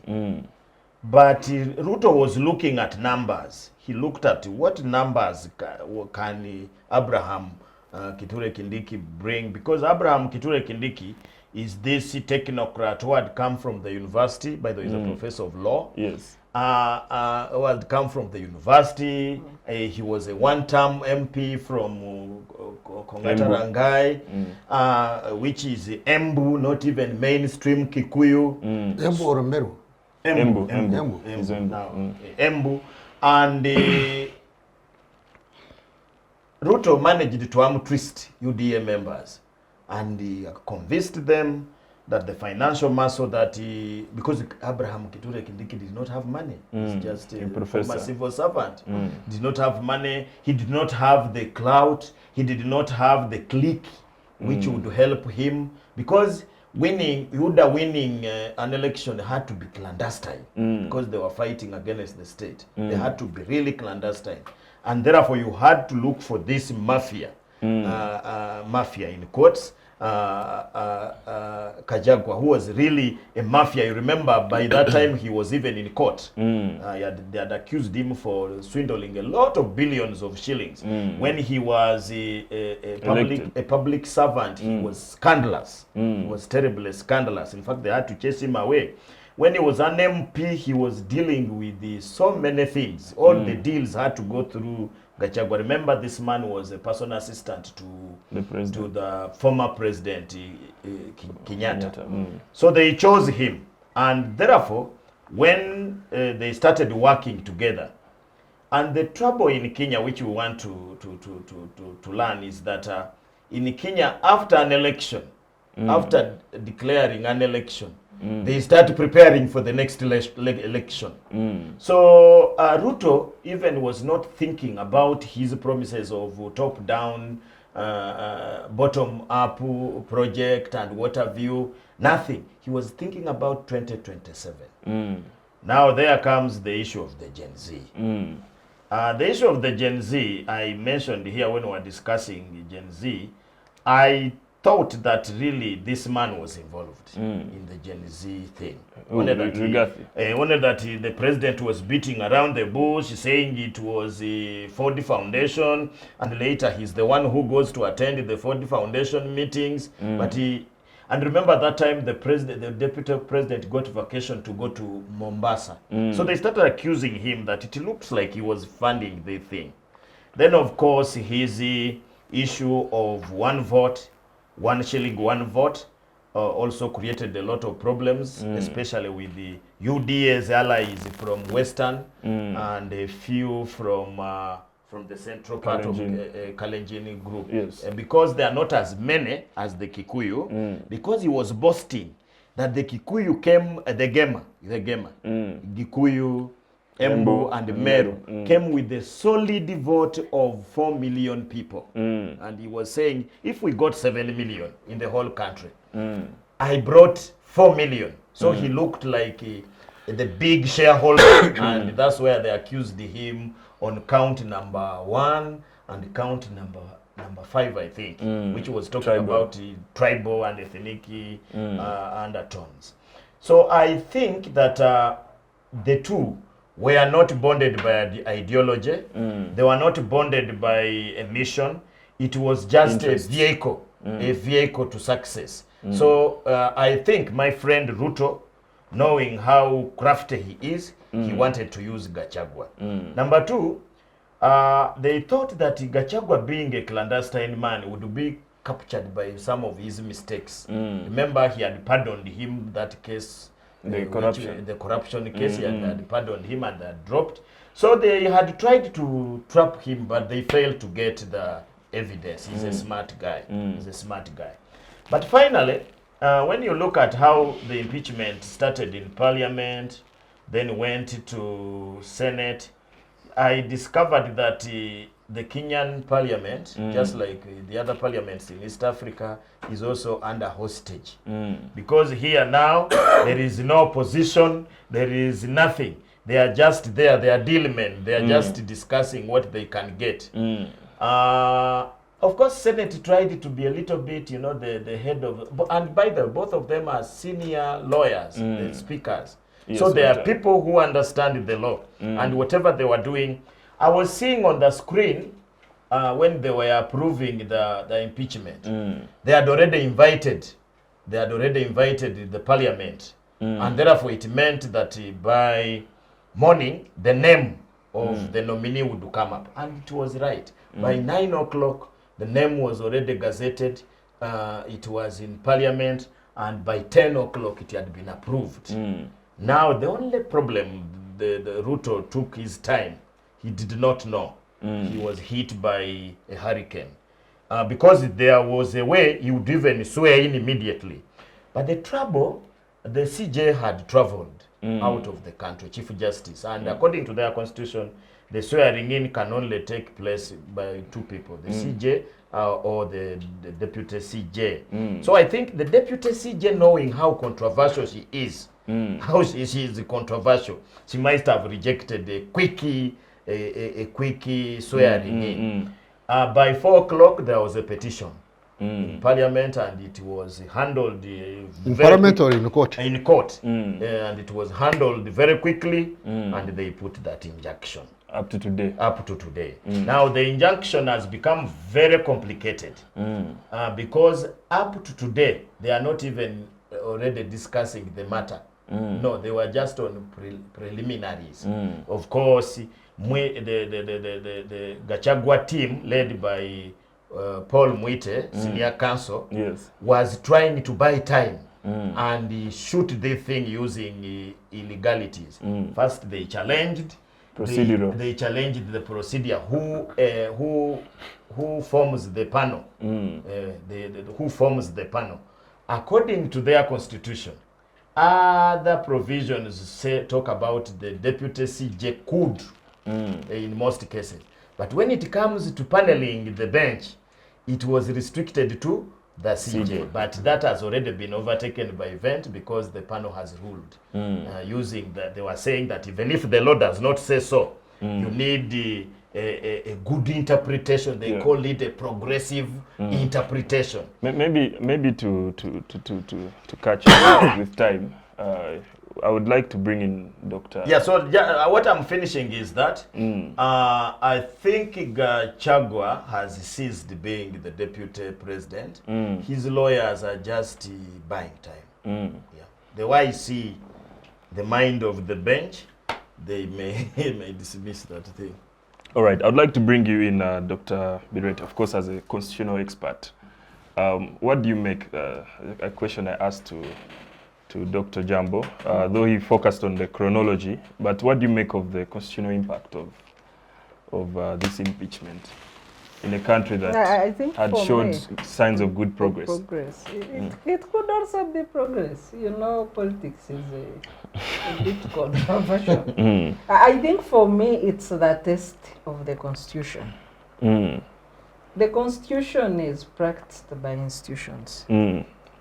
We have seen, of course, the president also exercising his rights in choosing who becomes his deputy.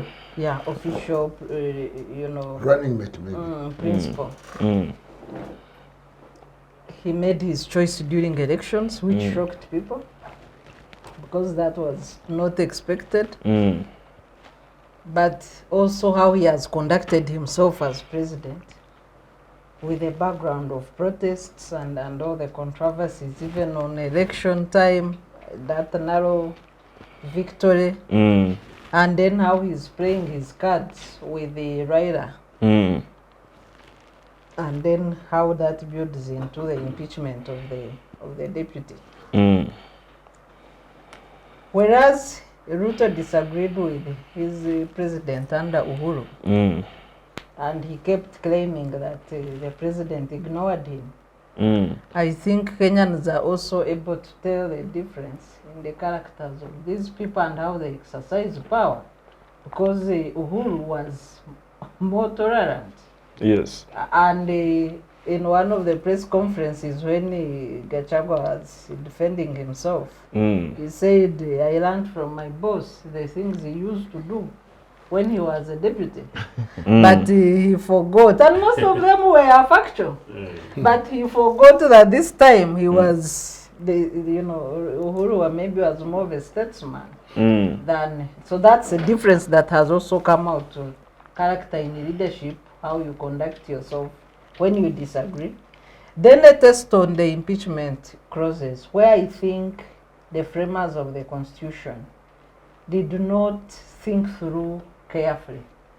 Because if somebody is elected through adult suffrage by majority Kenyans, and that's my issue as well. How do you take away that power in a matter of minutes? Days. And that's why some people have been saying Gachagua has been politically lynched.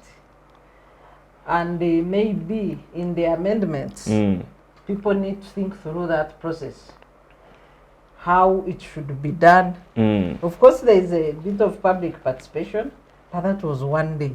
How can you say that the country will participate in and share views on impeachment in one day? Even when I think 63% of that public participation were against the impeachment. So it seemed not to matter at all what they thought, but also time to participate was not there, and this is one of the issues before court for determination. And the clause on IEBC, which now doesn't exist, because there are no commissioners, because the nomination process, IEBC should gazette. In this case, you have a secretariat, a letter by secretariat. The commission doesn't exist. I think for purposes of our viewers, the IEBC was the electoral commission, independent electoral and boundaries commission of Kenya. People have been agitating for the constitution of the commissioners for this IEBC. Ruto delayed intentionally.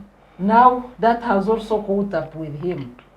When he needs an action that involves the commission, the commissioners don't exist, and you can't appoint commissioners overnight because it's a public service process with public hearings, and that process cannot be shortchanged.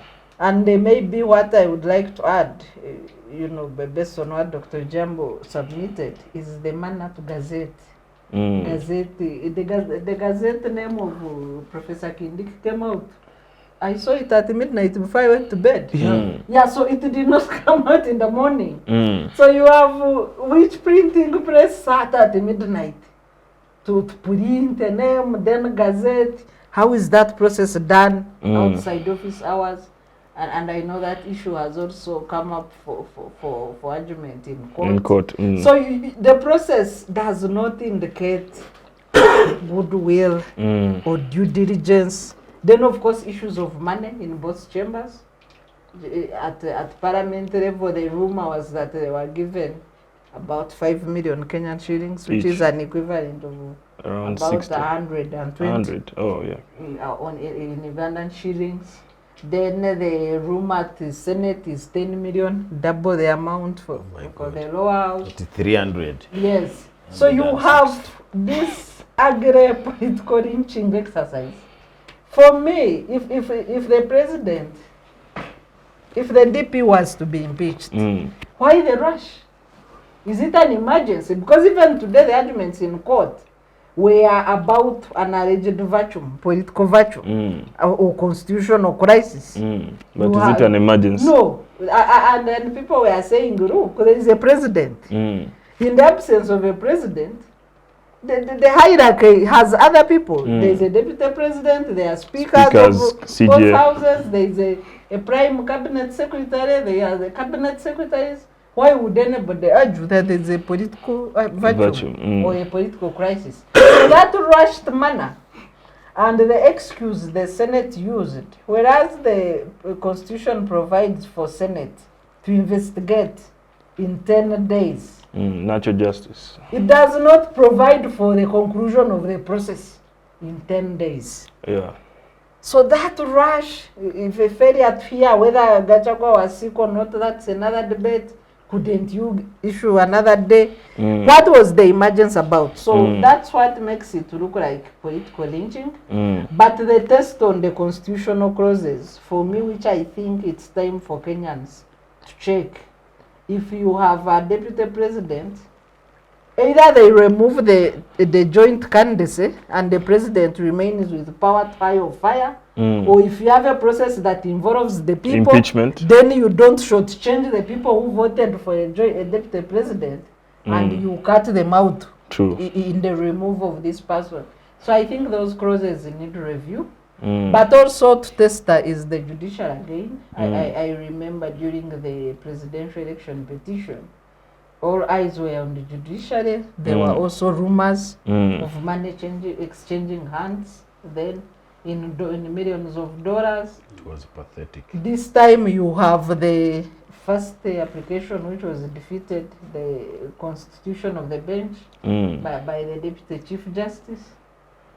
They ruled that it is okay. Today there was a rejection of a judge. One of the members of the bench who is close to the Senate. Even pictures of their social gatherings have been shared. So you have all this mix of the judiciary. So you have a test by the two chambers of the parliament and the Senate, which I think they have failed. And for me, the unfortunate element is that Kenya is likely to decline following Uganda's footsteps, where you have legislators being bribed to tamper with the constitution. Because if President Ruto, who is rumored to be interested in lifting term limits like Museveni, if he was using the impeachment of Gachagua as a test on capacity of parliament and Senate to protect the constitution, he now has the same answer Museveni got, knowing that when you bribe these MPs or representatives of the people, they can undo the constitution and you have your way. For me, that is another fear.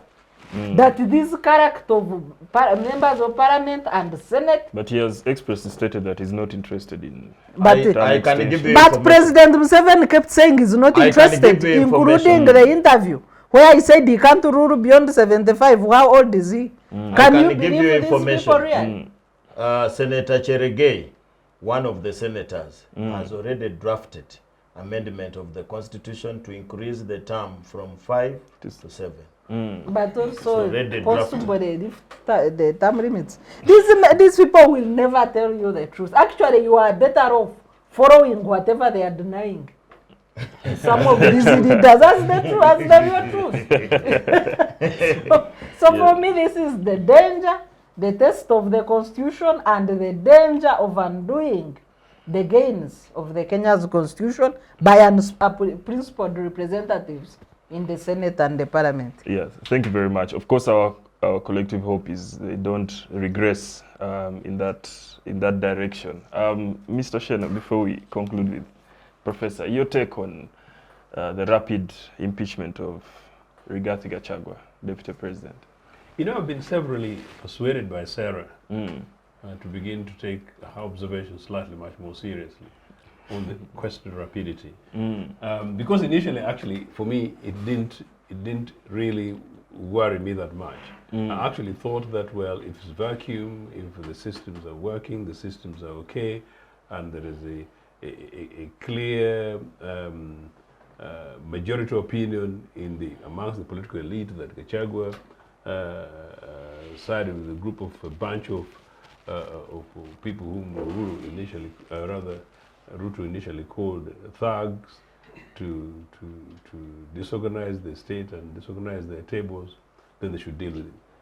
Initially, actually, I thought that was really the drive. And if that then was the drive and that Gachagua behaved badly, which I think to an extent he did, and of course I think before we came on air we were having conversations generally without reference to personalities, that in fact you can be an activist in seeking popular support for political offices or whatever office it may be, but that once you become a leader, you need to conduct yourself as a leader for all, but also a leader who's exemplary, a leader in this case that is in charge and that will take positions, including those that must serve the interest of everybody else, including people with whom you don't agree. So the Gachagua whom we saw as a candidate with Ruto was a fairly ruthless person with whom I would hardly have sympathized. In any case, the extremes of these observations in backing Ruto and pushing the agenda shocked me that they fell apart so quickly.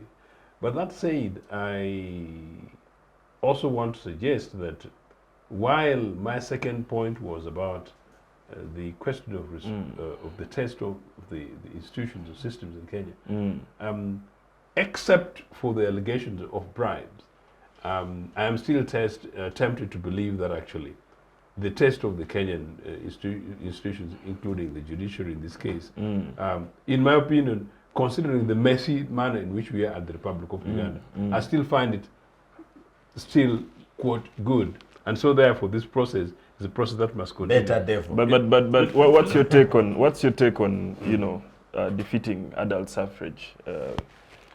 through a witch hunt. Yeah, I was going to conclude with that because again I've been thinking, but I've been thinking, particularly as a politician. Even in Uganda, these things have been muted. This idea of running mate, and I hope Ugandans are watching that some of these things we buy from other countries and other places without thinking. The hybrid mess in which we have as a country today, picking a bit of Anglo-American systems, wherever we can, has led us to having an extremely strong president with strong powers, and people are just giving him powers, and is now literally abusing it. And when we are when we are responding to the malaise created, we sort of seek to bring in constitutional provisions to deal with the current situations without thinking further ahead. I have wondered, Sarah, that in the event that, say, a deputy president committed an impeachable offense, in this case possibly not Gachagua, and that therefore the impeachment process had therefore to continue, what happens? Must we then say that a very clear thing that has been a conduct of, in this case, a deputy president, not president, but deputy president, should affect the position of the president, in which case, therefore, we say that the deputy president has breached an element of the constitution, he needs to be impeached or perhaps dismissed or whatever happens, and then in this case, then it's got an implication on the presidency, so therefore we call fresh elections. I don't know. As I said, I am open-minded about it. So I find it rather conflicting. In any case, when I look at the provisions for the impeachment, I thought that maybe they actually found it rather deep to provide for impeachment.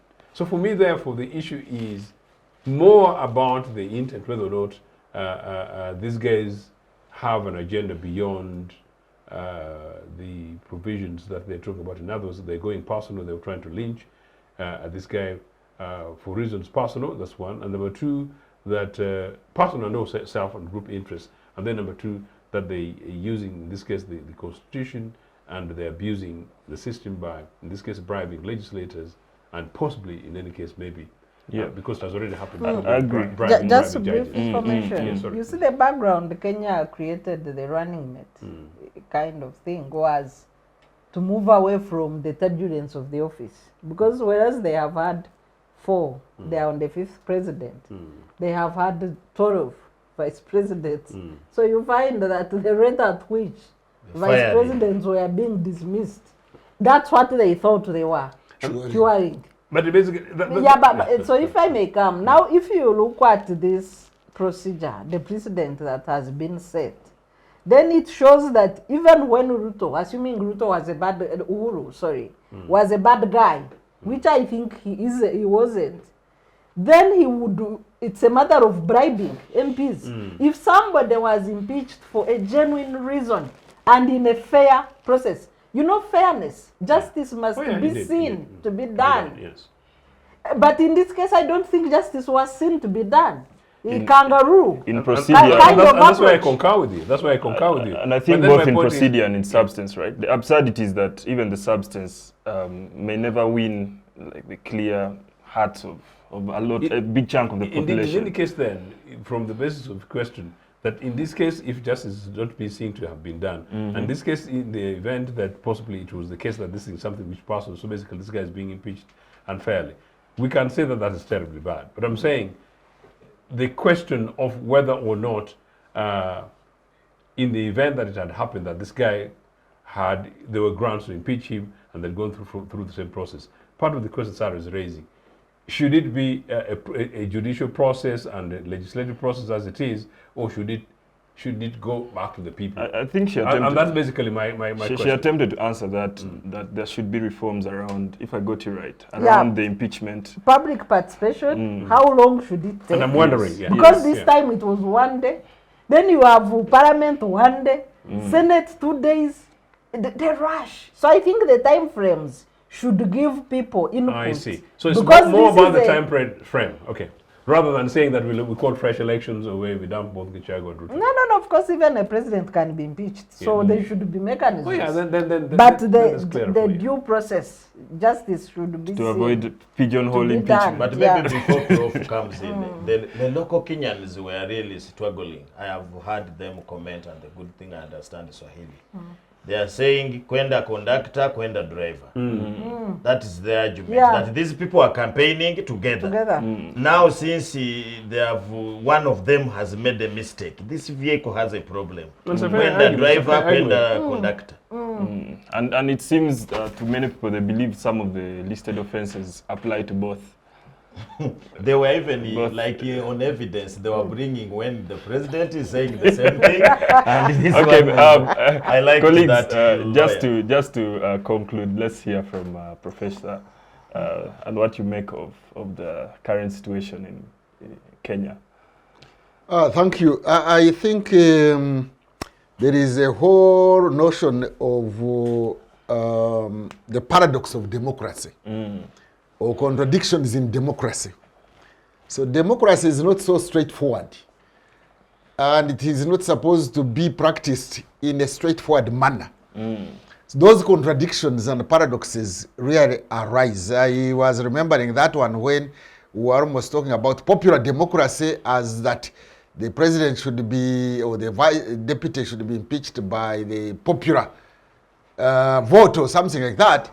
But even in USA, which runs a presidential system, where a president is elected by the masses on universal adult suffrage, when it comes to impeachment, the Congress does it. So it is limited. That's Then you can use procedural democracy. You need to balance popular democracy and procedural democracy in order to have democracy. And democracy has pitfalls. Even in that paradox of democracy, people normally say that you have to balance, for example, competition and consensus. Always to allow competition in the banana republics like ours, free competition all the time, you could compromise the integrity of the state. Sometimes you may have to put brakes, not compromise the integrity of the state, just because you want competition. There is where you may need to go by consensus, not necessarily competition. So, my conclusion would be here that I am still positive about Kenya. That Kenya is a young democracy. It is a post-colonial state. It is like a child growing. You allow the child to move. You don't always constrain the child. You allow the child to stand up and fall. And fall and cry and get up until this child can move. That's why I think Kenya is ahead of us. For us in Uganda, we have not been allowed to move and fall. We are constrained from moving. Don't move. When you move, you fall. But when will you move anyway? So Kenya is moving. It is faulting on procedural democracy and popular democracy, but it is trying. And I think what excites me about them, even the participation you are talking about, that the institutions are participating. In Uganda, for example, the president would have dismissed the vice president and or would be on Twitter now, not even on radio, Twitter now, and the vice president would go. But now, even after parliament as one arm of government, both parliaments, it's a bicameral system, they have two parliaments, both the lower parliament and the upper parliament had all voted. Just the Chief Justice, one person says halt. Yes. And everybody has halted. He has not been told by the president that you go and run after chicken sieves. Like in some of the republics I know of. No, she has said, and she's ready. Both of them, even the deputy. Even the deputy. She said, no, halt. I have halted. And everybody, the chief executive, the president has halted. The Senate has halted. The other parliament has halted. They are waiting for her results. Whichever way it goes. To me, it is a case of a child moving, falling, moving, falling. So if we don't allow democracy to be exercised, and we have these pitfalls, we shall not grow. Otherwise, the principle is that democracy has pitfalls. Democracy can, by the way, lead to war. Somebody has written a book called Democracy Kills, because most people die after exercising democracy in elections. But nevertheless, the principle is that, as I think Churchill or whoever the British Prime Minister said, I think it was Churchill, he did mention a famous statement that democracy is the worst form of government he had ever experienced, except there is no alternative. So we have to do this procedural democracy, popular democracy, bearing in mind that democracy has contradictions and has got those contradictions and pitfalls and paradoxes, but it must be allowed to grow, not to be restricted from growing. If you stop a child from moving, when it is growing up, that child will never move. Yes, thank you very much, our dear panelists and Professor, for that in-depth, but also what I could say wise analysis. As they always say, indeed, democracy is the best among the worst, and that is why we have to keep coming here, debating on different sides. Unfortunately, today we didn't have our colleague from NRM, so it was rather peaceful. We didn't have a chance to fall But you and have rise. independence. He's enjoying. Independence, but who lean? Yes, thank you very much, our dear viewers. I kept the chair for him. For Very warm. sticking with us today, and indeed, Does red also ripe into yellow? No. indeed, we have managed to go through. And we know the trend UPC is going. We are not sure whether you will not be assimilated. Yes. No, you can't. There is no circumstance in which UPC will be assimilated to anything. Because UPC is the Okay, future colleagues. of this country, and UPC is the future of East Africa. You permit us release our dear listeners. It has been a good day. We managed to run through different topics, of course, starting with NUP members being arraigned in the court martial and convicted, and running through the EALA and one of the parts of the East African community and what that means for our collective aspirations of integration. And finally, the Kenyan democracy, ending on a good note and a good analysis of our dear panelists. We beg that, unfortunately, due to time, we stop here for today. Stick with us, Citizens Chat Show, in the following episodes as we continue to discuss issues that matter for you, our citizens, and for our democracy as Uganda. Thank you very much.